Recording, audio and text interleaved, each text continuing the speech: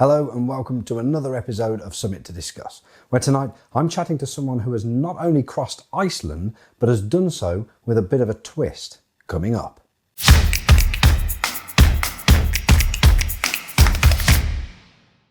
Hi, my name's Jack Williams and welcome to my channel. If you're not new here, you may have noticed a small change to the appearance of the channel. What was formerly the Summit Fit YouTube channel, I'm now calling the Jack Williams channel. I want to get more in touch with you guys on a more personal level and share my stories in a more intimate setting that is this YouTube channel.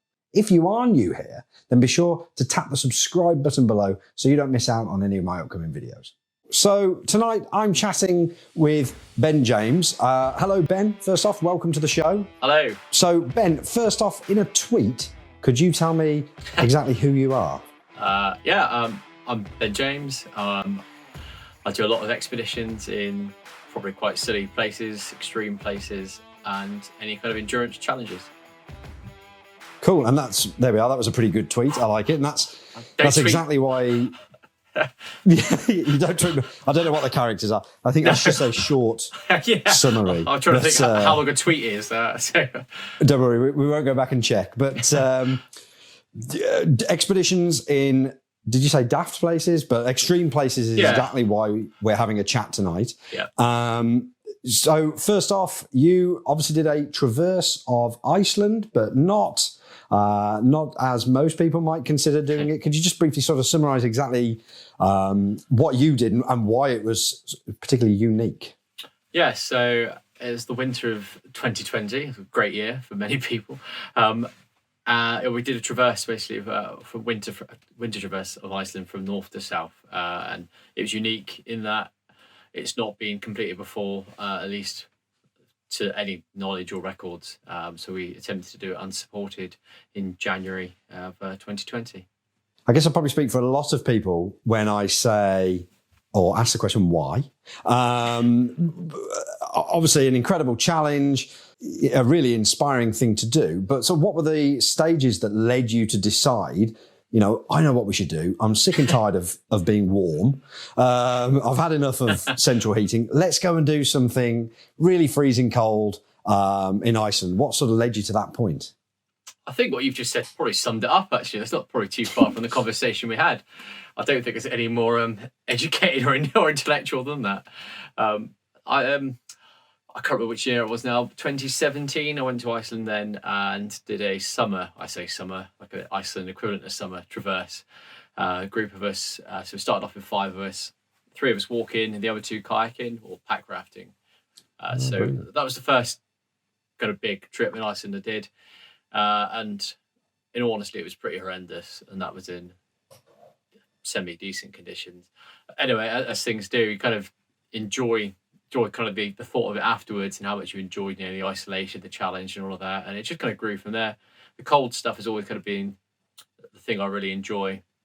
Cold expeditions, the extremeness of the cold and the extremities.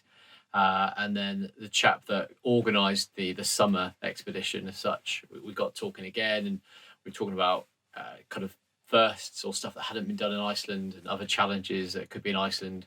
And it was the winter crossing came up. It just happened at the same time we did the summer one. A team attempted to do the winter crossing, but unfortunately had to be rescued due to illness and injury. So it was kind of it was almost like the great unknown. We didn't know if we could do it, didn't know if it had been done or how we'd even try and start. Yeah, I think I actually followed or maybe post-followed some of the that original attempt of the winter traverse of Iceland. And it was it ended up being quite a sort of controversial expedition, didn't it, really? Yeah. We've been in touch with them, actually, obviously doing our expedition. They had a lot of knowledge about all the stuff that they encountered. We knew bits from being there. I'd been there before for a winter. I think in some cases unduly so. It became very controversial. They did get slammed by the Icelandic sort of media and all, but actually, as a team, they were quite well prepped. I think a lot of it was just down to, bad luck. To be quite honest with you, the conditions you encounter in Iceland, you can't prepare for. You could do your best, but sometimes if the weather doesn't want you there, it doesn't want you there, and you can't fight against that. So you chatted with these guys ahead of your expedition across Iceland. So you've made the decision now to go across Iceland in the winter. You've forgotten all the hardships that were involved in the summer crossing. You've decided you're going to cross Iceland in winter.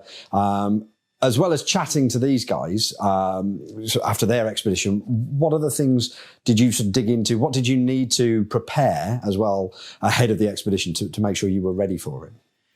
A massive amount came down to, like you said, talk to the guys that did it before, the problems they'd encountered, to see if we could kind of counteract it. They did their kit setup was slightly different to what we would have done anyway.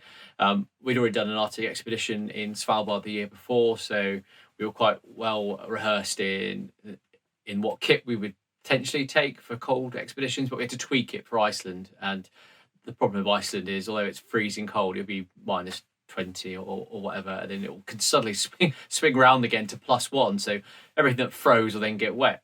So the big part of it was physically and mentally, I was quite happy that I would be able to do it. We've done a lot of endurance stuff, so I thought I was in the right place. I think it was all going to come down to kit ultimately. So we spent a lot of time researching, checking, speaking to brands, companies, and all about what they offered, pros and cons.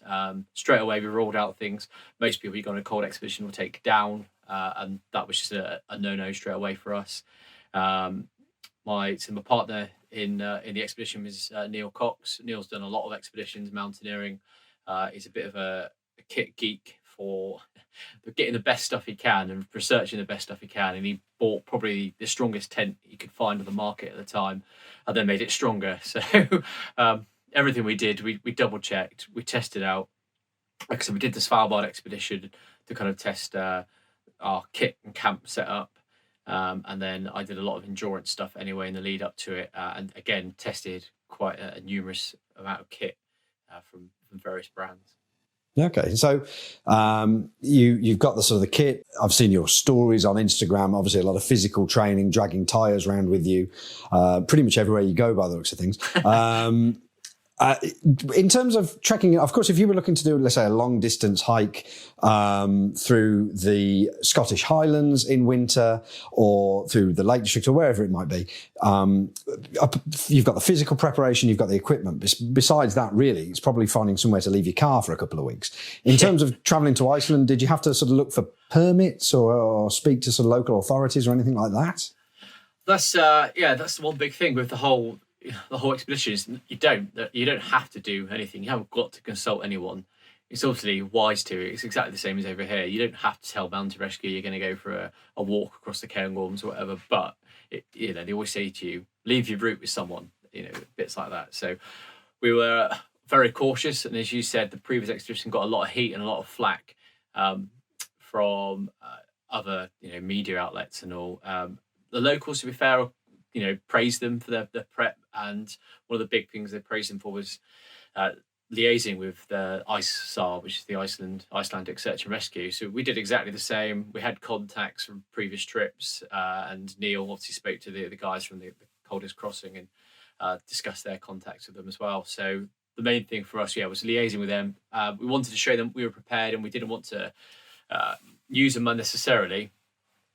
So we showed we had contingency backup plans and all that. And we just wanted to reassure them we went to English tourists turning up for a joy across Iceland. You say they were impressed with your preparations, etc. Were you well received? Of course, their prior experiences with such a crossing obviously didn't go so well. So were you received well or skeptically, or how did that go down? It's hard to say, really. They didn't give much away. And in all honesty, Neil did a lot. Yeah, behind your backs, maybe. Yeah, maybe. Yeah, they're probably laughing. Neil did a lot of the kind of conversing with them, and they obviously relayed their concerns and said, if you need us, we know that we'll be there, basically. However, if you get to this point, we won't be there because we can't get to you. So if you get to here, there's a storm, we're not getting to you for days. If you get to this point and there's a storm, we're not getting to you for days. So although they were prepared to help, there was also an element of you're on your own, which obviously isn't great. But I think when we explain to them what we've done, the things we've done before, and our preparations and contingency plans, should anything go wrong, From what I gather, they were acceptant of it. I can't say they were elated. I don't know for definite. Yeah. They might have been shaking their heads, thinking we were a bunch of silly Englishmen, which is probably true. You're prepared. You've got your kit. You're obviously feeling confident with how things are doing. You head out for the expedition. We all know you completed it, but it's safe to say along the way you faced a few hurdles. Yes, it's a fair few challenges. Definitely along the way. Didn't all go to plan, unfortunately. Had all sorts of issues. The first day was horrendous, to be quite honest with you. Like I said before, I trained loads for it. I'd done ultra marathons, all of that. I was quite happy with my prep. The tyre dragging and all that sort of standard stuff for putting a pulk with us. Day one, we started at Akureyri Airport, and we'd been very clever. We devised these or sort of tampered with these kayak trolleys so that we could put our pulks on wheels for the first couple of days. The first section we knew was going to be rowed. It was well kept, gritted, salted, all of that, and cleared. So we knew we'd have to drag them on wheels, which was fine. So we had all that sorted, got some kayak trolleys. They were really heavy, but we thought actually it doesn't matter because we've got tyres full with air, which will obviously do the work themselves. However, in all the excitement of prepping for like the food and all the little things, what we did forget was a pump for the tyres. And unfortunately for me, on day one, just as luck would have it, so we had 4 wheels on 2 axles. The 2 axles I picked had all 4 tyres, which had deflated. And as we rolled out of the car park, Neil started shooting off and did a distance, and I started to feel a little bit like, well, this isn't right. I don't feel very good, and I can't pull this pulk on these tyres. I don't know what's happening. And it took me maybe the first day until the end of the day, feeling completely broken, completely demoralised because physically I was struggling. For Neil to then realise that there was no air in the tyres, and because we've gone from the UK to Iceland and the change in temperature and air pressure, the air had just gone. So that was a good start. That was one of many kit issues, but on day one, it wasn't a great start. So Ben, besides challenges, there must have been some pretty fantastic moments during the expedition. What would you say were your favourite moments? And you're not allowed to say getting to the pub at the end. You can say that if you want, but yeah, there wasn't a pub at the end, which is quite disappointing. Favourite moments, I think of the whole time we were there for the best part of a month. Obviously, the end was pretty euphoric because we were both broken. I can still remember it now. Walking down, we hit the tarmac road at the end. Walking to the coast and basically hobbling. Our legs are just totally broken. We've been on skis for however many days, cross-country skis, and then the last 2 days tried to use our legs and nothing would work. Couldn't walk properly, so that was pretty bad. But when we were walking down that last road, the end bit was kind of like a mud flats, frozen mud flats. Walking across that was pretty awesome. Quite surreal, thinking the journey that we'd just done. So that's quite an obvious one. That's a massive highlight. But there are a couple of days where we're out actually in the kind of the centre of the Icelandic desert, as they call it, and we had pretty much whiteouts for most of the time. And we had a couple of days of sunshine, and we saw the sun. We had clear views, walking through kind of the plateau and being flanked by the massive glaciers and the mountains. We started dropping down to the mountains, and I recognised one of them as well. I'd climbed it on a previous trip, so that was a massive highlight. It was kind of, for me, signalling at the end, got to familiar territory and actually realised how far we'd come. So I'd say that was definitely a massive bonus. Yeah, I imagine the views were unreal. Did you eat any of the I don't know the name of it, but that fermented canned fish? No. No. No, I smelt it. Oh, did you? Oh, that's I've smelt it's closer than I want to get. Yeah, I went before the previous year or two before, and no thanks. I've avoided all of that. Did you? You said your summer expedition was challenging. Which one did you prefer? It's a tough one. Yeah, I preferred I prefer the winter one. I prefer the cold stuff. I prefer the challenge of that. The summer one, when I look back on it, it was physically painful. We had carried rucksacks. I think we had about 30 odd kilos in this rucksack, and just totally broke me. Just wasted weight, lost a lot of weight, not as much as I lost on the winter trip, but yeah, it absolutely destroyed me. And you're on your feet the whole time. I suppose if doing it in the winter, there's a slight bonus that although you've got horrendous conditions and you're pulling a polk, I don't think physically it's as strenuous. You don't feel the strain on your body quite so much, although you're burning more because of the cold. You don't actually physically feel quite as broken as you do when you're on your feet the whole time. And then I say that on the winter trip, I was ill in the in the first week, so that was pretty rubbish as well.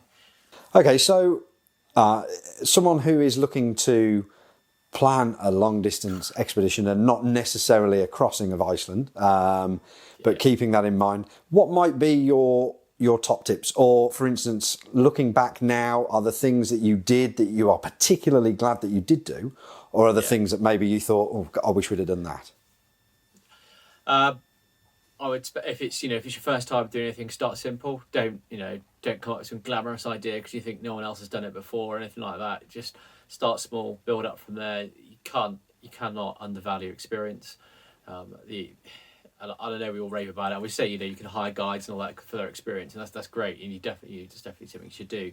But your own personal experiences are also very valuable because you don't know how you're going to react in those environments or those situations unless you've put yourself there and you kind of gradually build yourself up. I think if I jumped straight 2-footed into a summer expedition in Iceland even, I think that would have broken me and I might not have gone back.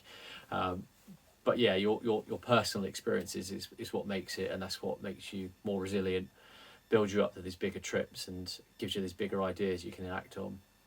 So to sort of acclimate yourself to, I guess, both the physical challenge and also the potential environment as best you can, because of course the physical aspect is something that you, I guess, can train for in any environment, but maybe the relentless cold, rain, even maybe heat or hot or wind or whatever it might be according to where the expedition is set, is something that can have quite an impact, isn't it? So you're saying is to acclimate your body and sort of mentally, as well as physically, mentally prepare yourself for definitely. The challenge ahead.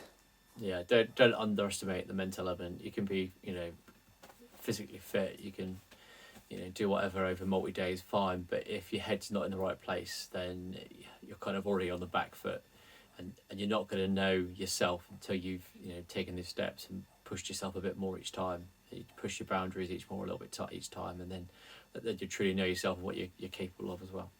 Yeah, I don't underestimate the importance of testing and knowing your kit. It's all good and going out and buying your top brand couple £100 jacket because it's flash and it says it does all these wonderful things, and it's great, it probably does, but if you don't know that kit, you don't know how it works. If you buy a fancy stove because you saw it on social media and everyone raves about it, it's probably wonderful. But if you don't know how to work it, you're not comfortable in using it, and you're in an expedition like this or even a simple trip, it can really ruin it. It can put you in danger as well. So, try out stuff, test stuff, find what works for you. What works for you might not work for someone else. So that's really important. The stuff that me and Neil took on the kit is stuff that we've used for years, and even then, when it came to some of the clothing and the items that we were using for protection and all that, waterproofing, insulation, we differed on what we wanted. We had different ideas, different perceptions of what we would need when, and also, he was a little less resilient to the cold than I was. I was quite happy being that little bit colder, so he compromised a little bit on warmth to save weight, whereas I went the other way, and I was quite happy to have thinner stuff. Basically summary, know your kit, be happy with your kit, and know what works for you. Experience in terms of physical, in terms of the environment, and also experience with the kit you're taking. Experience all round, really, isn't it? It's get stuck in practicing every part of this expedition that you possibly can ahead of it, really. Yeah, exactly. Cool. sound advice. So what I would like to ask is where next, but you know, let's face it, we're probably not really planning a lot at the moment. So what I'm going to ask is an even harder question, and that is, if you could be, and we're allowed to forget the pandemic at the moment, you can forget about lockdowns and everything when you answer this question, but if you could be anywhere in the world right now, where would you be, and why? Well, it's funny you should ask, because actually I was meant to be in Romania at the moment, doing the mountain range there over a week. So I quite like that. I'd take something simple. It was a multi-day mountaineering trip along one of the ridges there. So I would take that. But ultimately, if I could pick any place, no cost, no COVID situation, it would be somewhere polar, Arctic, Greenland, and was obviously on the list. I'd take Iceland again. As horrendous as it's been, there's still an unfinished business there, unfinished peaks and all that. I'd like to go in and have a crack at as well. And have you sights set on sort of polar crossings, or sort of north or south crossings or expeditions? No, not so much. The South Pole stuff I would really like to do. It'd be one of these tick box things. But for some reason, I prefer to do stuff that's, I don't know, the lesser known sort of things. Greenland's, although quite popular, there's a wealth of stuff there that's not been touched. I think it's the untouched sort of places that really appeal to me. There's places, northern Canada, etc. as well, that they're well known, but no one's really been into most of the interior parts. So there's the sort of places I've got kind of in my views that if we can put it together, then I'd like to have a crack at. Brilliant. Well, fingers crossed it won't be too long and we'll be able to actually start making some proper plans for these kinds of things. But otherwise, I want to say thank you very much for chatting to us tonight, Ben. It's been great and a really interesting insight into your expedition and everything you've done. Thank you very much. Thanks for having me. No problem. Thank you very much, Ben. If you want to find out more about Ben's expedition and also to follow what he's up to next, make sure you check out the description below. I'm going to be popping in all kinds of links to his various social profiles and also to his brand new website. So be sure to check that out. As well, if you've enjoyed this video, please give it a thumbs up and don't forget to hit the subscribe button below. It makes a massive difference. Thank you very much for watching. I'll see you next time.